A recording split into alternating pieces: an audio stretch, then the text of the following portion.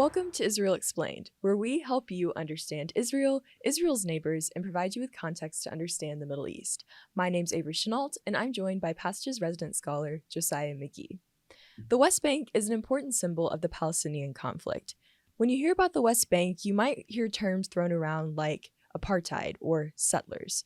But what actually is the West Bank? Today, we're discussing what the West Bank actually is and what you need to know. So, Josiah, when it comes to talking about the Israeli-Palestinian conflict, the West Bank is going to be brought up a lot. But a lot of people don't really fully understand this very complicated situation in the West Bank. So, how exactly was the territory of the West Bank created, and how do we get to where we are today? Yeah, great question. So prior to the Israeli War for Independence, as it's known by the Israelis, or the First Arab-Israeli War, Nakba, depending on your background and viewpoint of the conflict, it really was not something that existed on a map, frankly, this idea of a West Bank territory.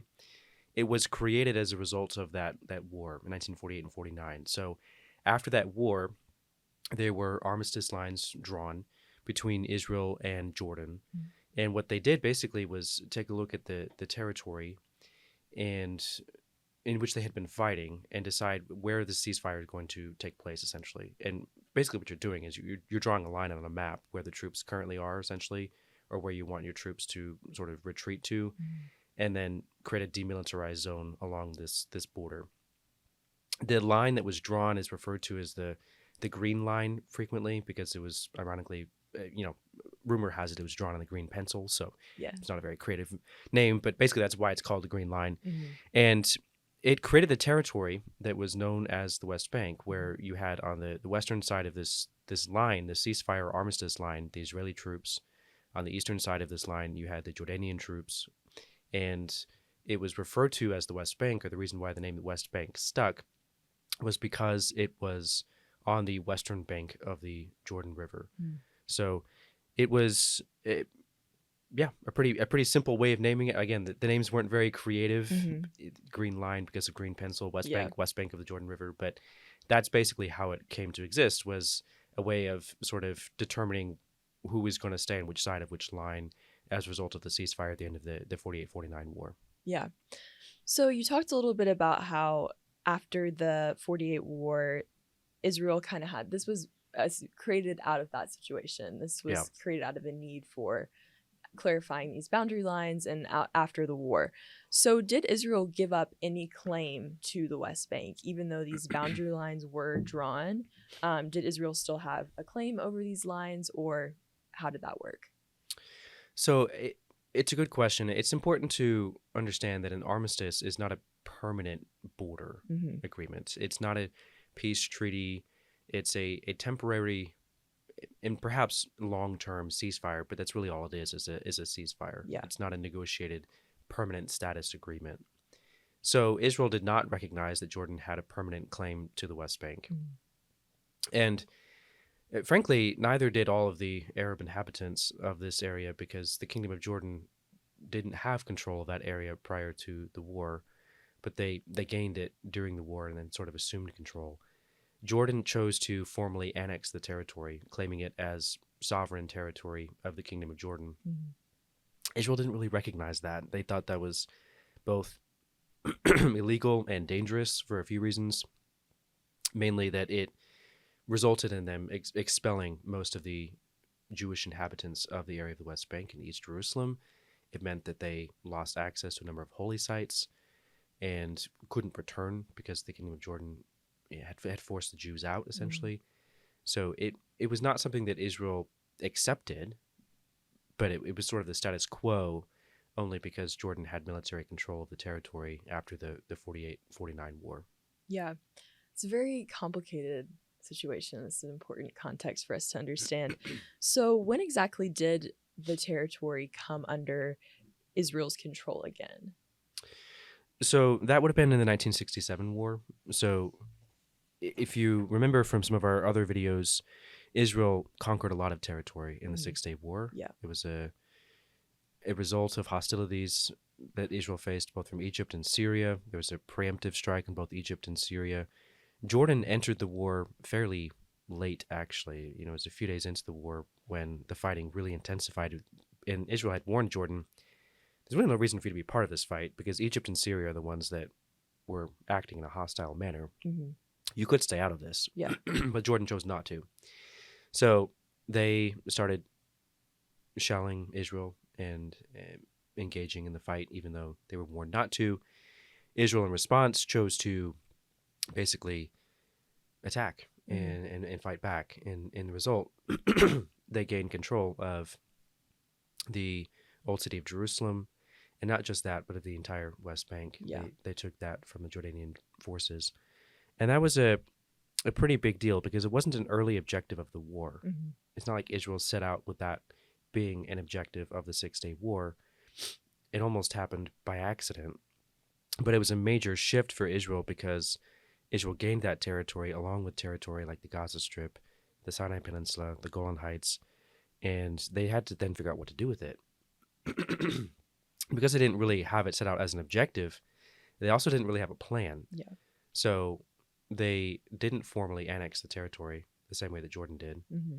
They didn't really want to give Palestinians sovereignty either because that represented a threat to Israel's security as well. And so they just sort of went with it for a little bit and tried to figure out what are we going to do with this situation. It was controversial because it wanted the territory but didn't want to be responsible for the Palestinian population. It didn't want to impose a new political framework on the Palestinians. And it also didn't have any more international support than Jordan did to annex the territory. So it's not like it could make a case that it should immediately annex the territory. And on the other hand, it really didn't benefit Israel in the long run because a lot of people would argue now the lack of decisive action, one way or the other, resulted in the status quo being very entrenched. And now it's very difficult to undo decades of status quo management of the West Bank, politics in the West Bank. It would have been much easier had a decision been made early after Israel assumed control of the territory. But at this point, again, it's been so long that it's a lot harder to sort of reimagine what the West Bank could be or might become. Mm-hmm.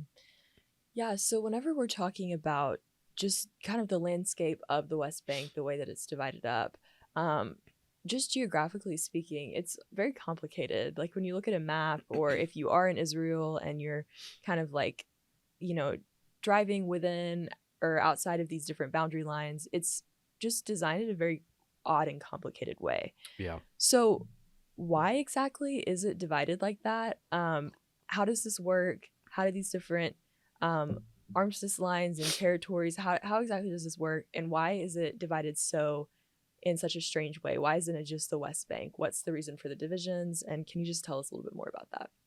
Yeah, so it is a little confusing for sure. But basically, what's going on in the West Bank today is that it still hasn't been given to any one particular group. And control of it is still divided among different entities, which is why the map of it looks pretty confusing. Yeah. So Israel has not formally annexed the West Bank. It does not treat it as completely sovereign territory of Israel, Israel proper, if you will. It has not given it to the Palestinians either in total. It has sort of given parts of it to the Palestinians, which I'll explain in a moment, but they haven't formally renounced any claim to the West Bank. Jordan has at this point formally renounced its claims. Really in the 1980s, they sort of renounced any claim to the West Bank that they might have had. But they still demand control of some areas, especially holy sites, like the Dome of the Rock or the Al-Aqsa Mosque in Jerusalem.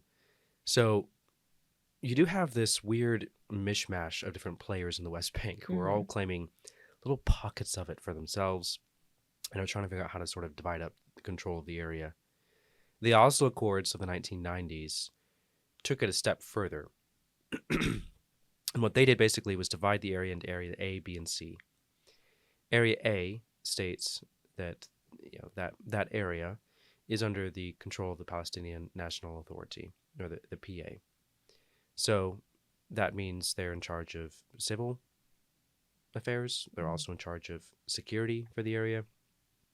They are in charge of schools, roads, public infrastructure, and also in charge of police and security for the area.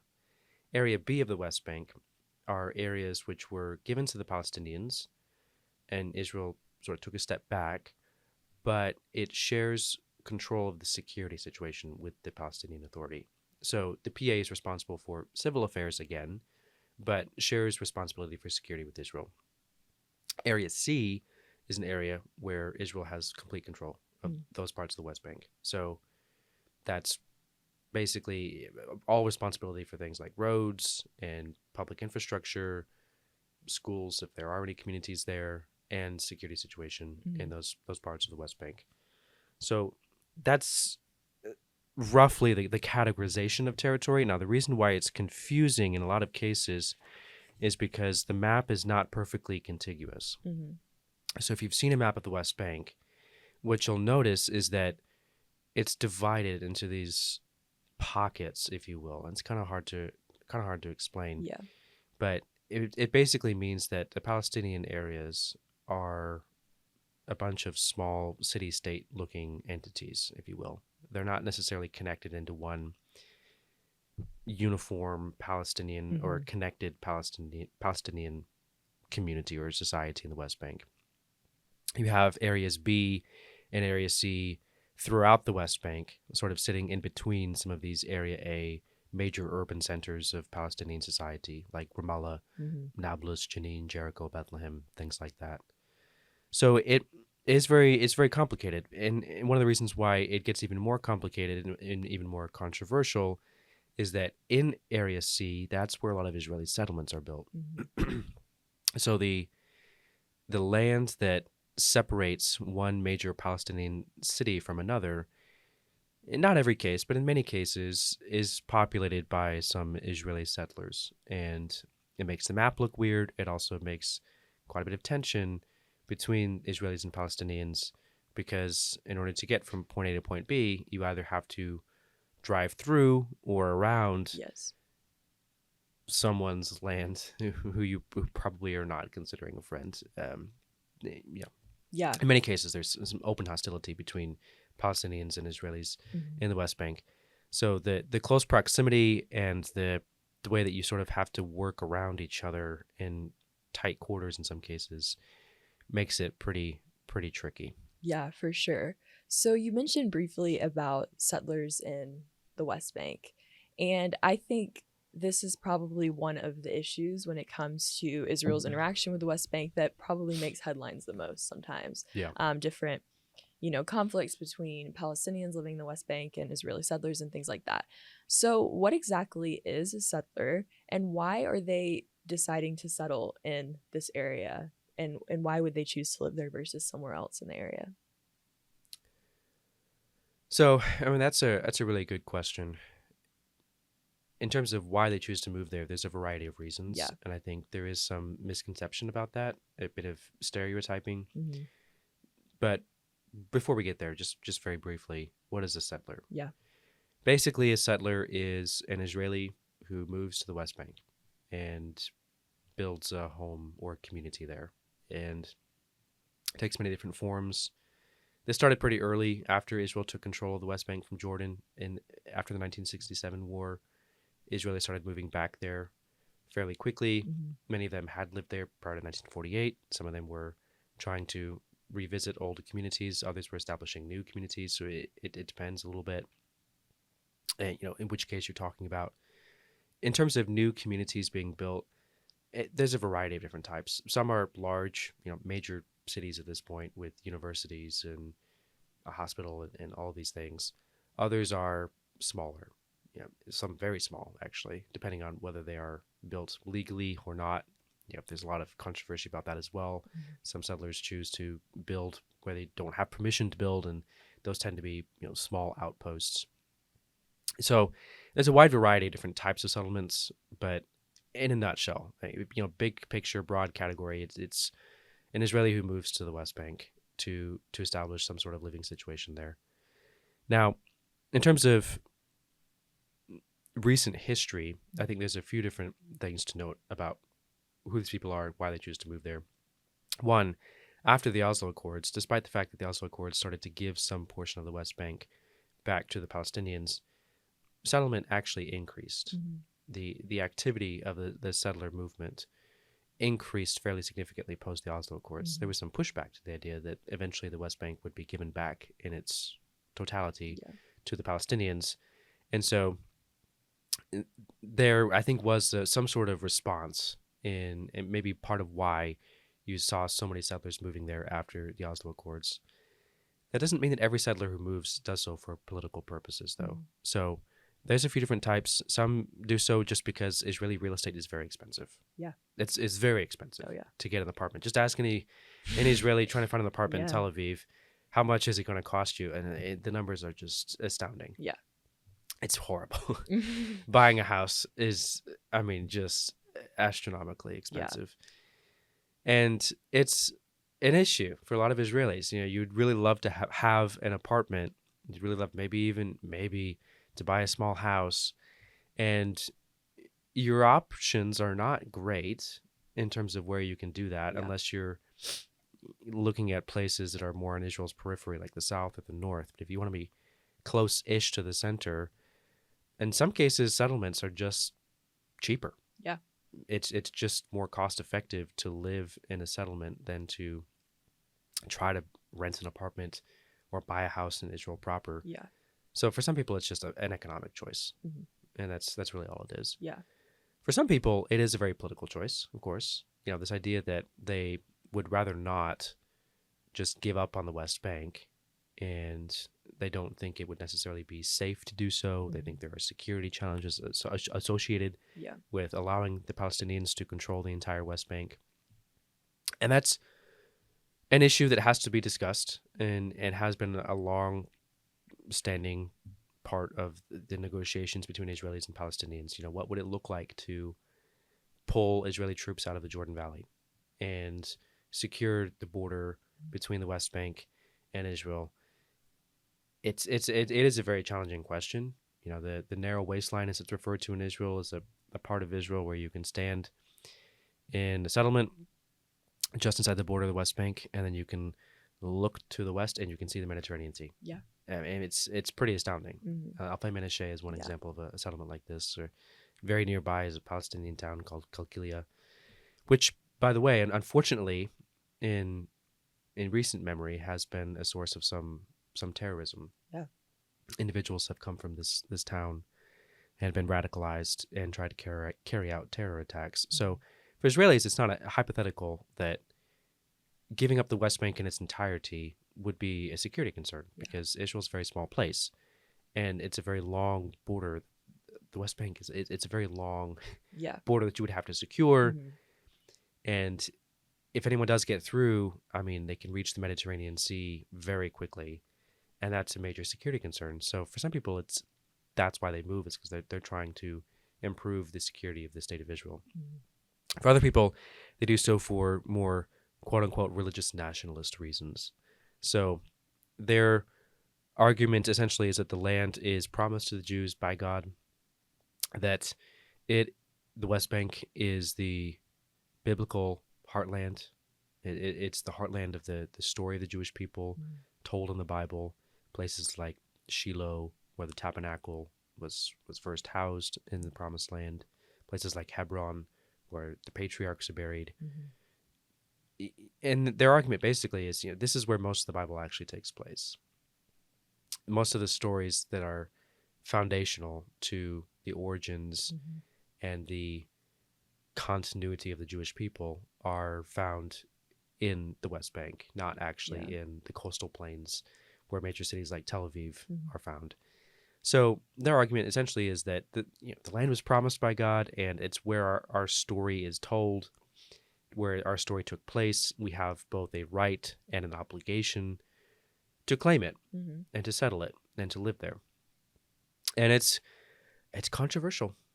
And it's an argument that you're going to hear, I think, more and more today, that this is why Israelis should have settlements in the West Bank.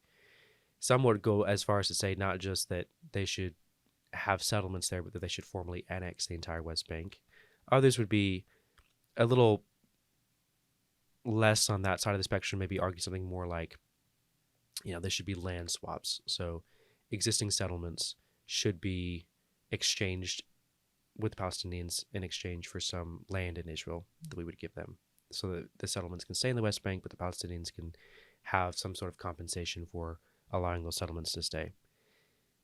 There's a variety of different positions on this, but those are, I think, some of the examples of how complex this issue is. You're going to find people who have a variety of reasons for living there, people who have a variety of opinions about whether they should stay, how they should stay, how much of the West Bank should be Israel's, how much should not.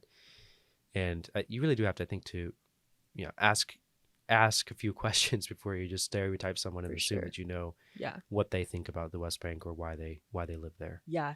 And I think it's an important distinction too to think about. Not all Israelis hold the same opinion about the West Bank. It's very diverse opinions, like you were saying. Like, we can't stereotype all Israelis think this about the West Bank or think this about settlements and different issues like that involving the West Bank. So that's definitely an important distinction. So we talked a little bit earlier about how the West Bank is just kind of this weird configuration of who is controlling which territory. Israel has full control and is responsible for infrastructure and security and things like that. Some is entirely the responsibility of the Palestinian Authority. You talked about different religious holy sites, how Jordan kind of wants a hand in that and different things like that. Yeah. So how does this status of the West Bank impact the wider conflict? And how does that kind of inform the conflict? And just give us some information we need to know about how this status impacts the West Bank. Yeah, so there's a few things to note, I would say. One being, you're going to see more and more frequently, I think, this conflict over what you call the West Bank because of the politics surrounding it as a result of the Israeli-Palestinian conflict. So Palestinians would prefer to refer to it as the West Bank, of course. And we've used that term because up until this point, it's still the term most frequently used by the international community. There is a growing movement of Israelis, especially within the settler communities, who would prefer to refer to it as Judea and Samaria, which is the biblical name for the territory. And that is just one example of how it's becoming more politicized as people are trying to make claims about this territory and solidify their claims to their rights to it. It's a major issue. Unfortunately, it's considered somewhat intractable at this point. It's hard to imagine there being real progress made on the issue of the West Bank and who's going to control it, who's going to live where, and that sort of thing. From a Palestinian perspective, there's a very commonly held expectation that a two-state solution would be built along the lines of the 1967 armistice, or I should say the pre-1967 armistice. What that means, essentially, is that they think the green line, which we referenced earlier, should be the future border between an Israeli and a Palestinian state. Israel's going to argue, okay, this was not a permanent border. This was an armistice line with a different entity, with the Kingdom of Jordan. It was never negotiated with the Palestinians. But from the Palestinian perspective, that's been a long-held demand that this is what would be the new border. And that means that, in theory, the entire West Bank would hypothetically be part of a future Palestinian state. It's treated as a foregone conclusion by the Palestinians, but by other actors with an interest in this conflict, it's not. Again, Israel's going to push back on this. The U.S. policy, since the Bush administration at least, has held that there would be some sort of land swap, like I've referenced earlier, that some settlements are just too big now to move out of the West Bank. And so you would have to basically carve out portions of the West Bank that could become Israel's in order to preserve those settlements and then give Palestinians part of Israeli territory in exchange. That's basically been U.S. foreign policy for, unofficially, it's been U.S. foreign policy for a few decades now, a couple decades, I should say. But to the Palestinians, that's not acceptable. So there is something that has to be sort of navigated there in terms of the degree of unwillingness to bend on that demand as far as a two-state solution and negotiations for peace between Palestinians and Israelis. On Israel's side, it's unclear that they would be willing to give the entire thing to Palestinians. Mhm. So, and understandably so, it would be hard to imagine, for the reasons we suggested earlier, why Mhm. some people move there, the security concerns being their primary motivation. Yeah. It would be difficult to imagine Israel giving the Palestinians the entire West Bank Mhm. as they have demanded.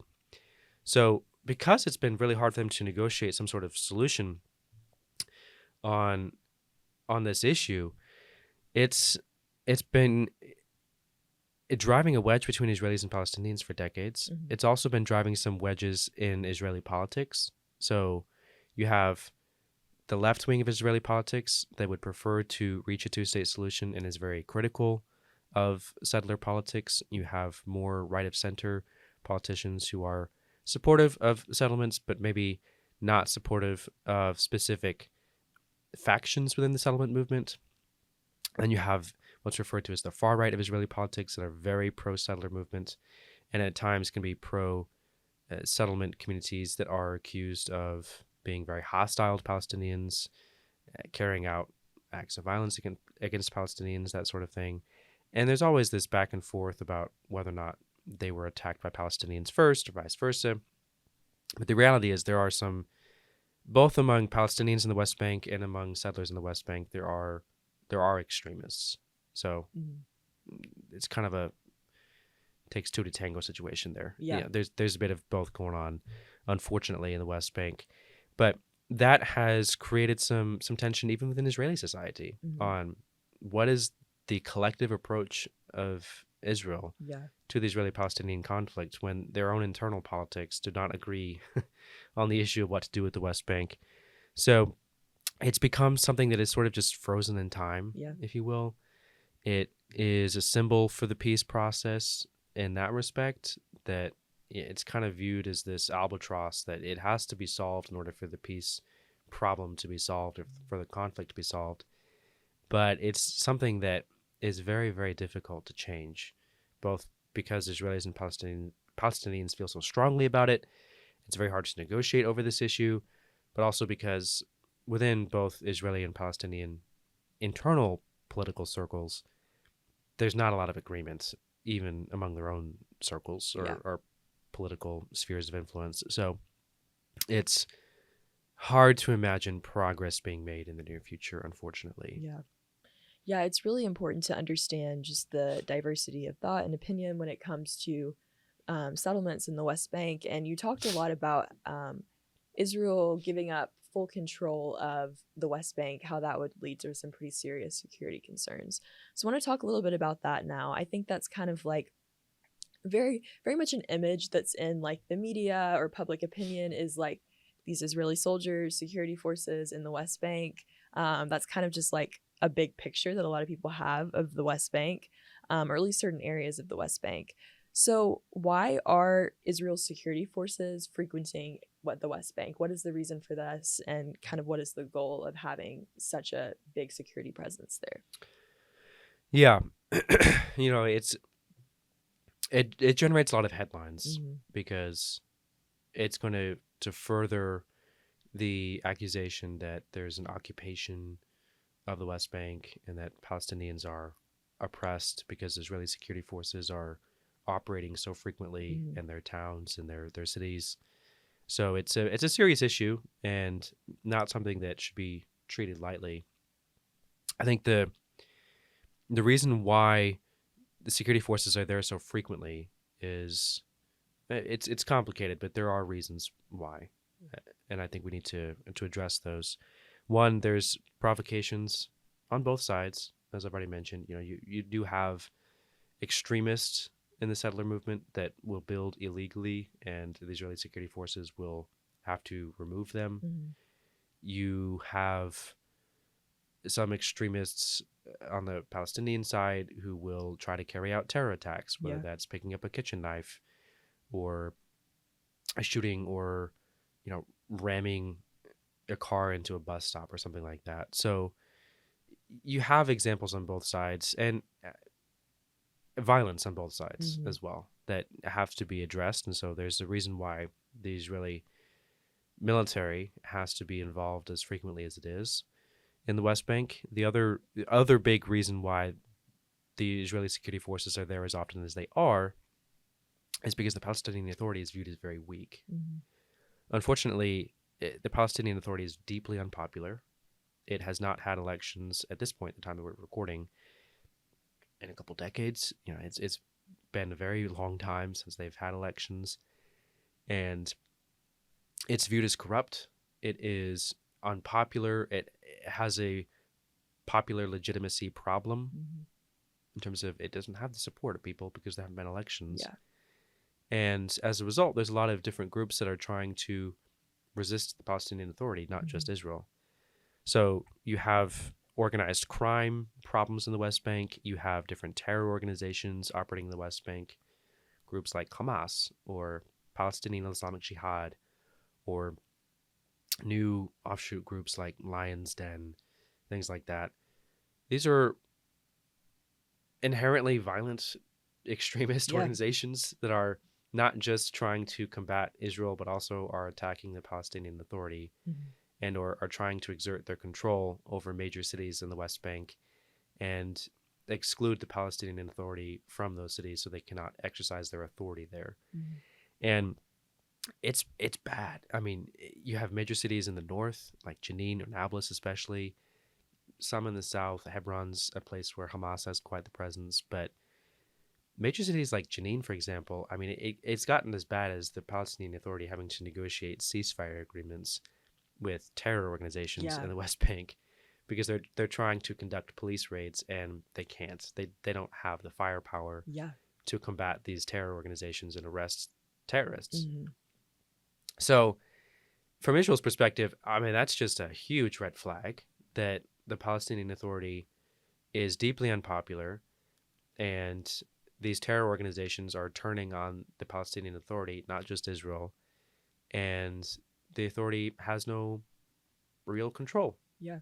They don't have the power necessary to end these terrorist threats. Hmm. So from Israel's perspective, that means that they have to do the job themselves. Yeah.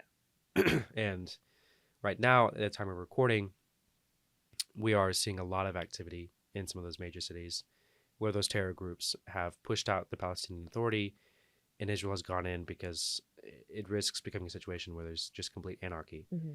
And you have these cities that are just run by Hamas Yeah. or like organization, and they can build the same sort of infrastructure Hmm. there that they did in the Gaza Strip, which eventually led to the October 7 attacks. Exactly.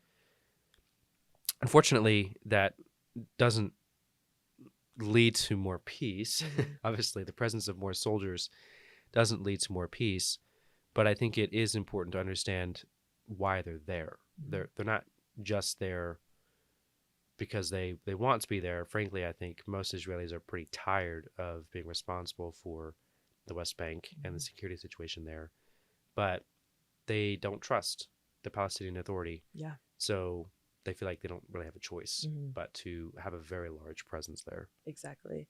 That's an extremely messy situation, and I think it's worth emphasizing too that you're talking about Hamas having different control, like a bigger presence in cities like Hebron or different cities in the West Bank and other terror organizations, and that such a strong terrorist presence in those cities doesn't benefit anyone except for the terrorist organizations. Like Yep. it's not only an issue of Israeli security but Palestinian security as well.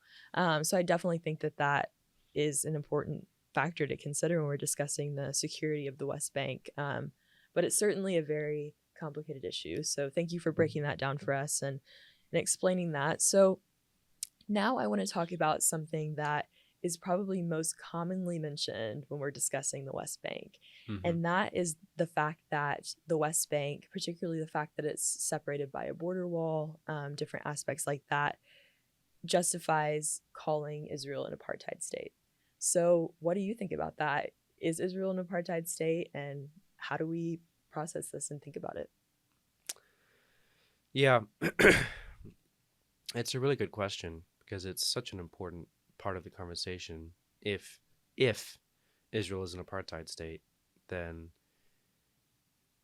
there would be a lot of reason to critique Israel, obviously. I mean, an apartheid state is not something which should be taken lightly. That is a very unfortunate but serious and dangerous form of evil, I think. That form of, racial hatred, discrimination, that sort of thing. That being said, I don't think Israel is an apartheid state. I think it's cast as so because it's easy. If you label something an apartheid state, it's easy to mobilize people for good reason. Yeah. Yeah, apartheid is bad. Mm-hmm. And if you label someone or something as apartheid, then it's easy to convince people to take your side on a given issue because people don't want to be on the wrong side of an issue or the wrong side of history. But if you look a little bit deeper, I think apartheid is not actually the right description for what's happening in the West Bank. It's complicated, yes, but it's not apartheid. And I'll give you a few things that I like to think about. One, there are specific examples of separation between Israelis and Palestinians, but you have to think about why those exist.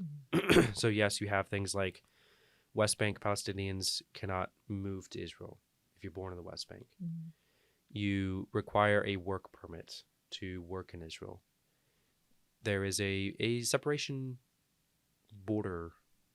I mean, it's referred to by Palestinians as a separation border. The Israelis refer to it as the security fence.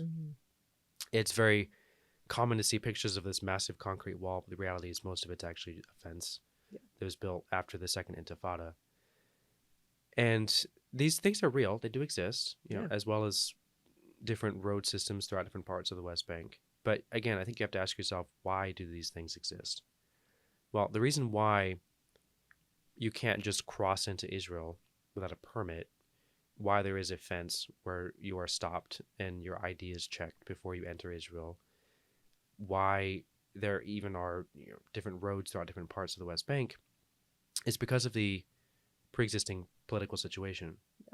History matters. You have the Oslo Accords, which stated that there was going to be a division of territory and responsibility. So it would make sense if there's a division of territory and responsibility that each entity would be building different roads connecting different parts of the West Bank that they're responsible for and bypassing areas that they are not responsible for or in which they don't want to be responsible for their citizens because they don't have jurisdiction there.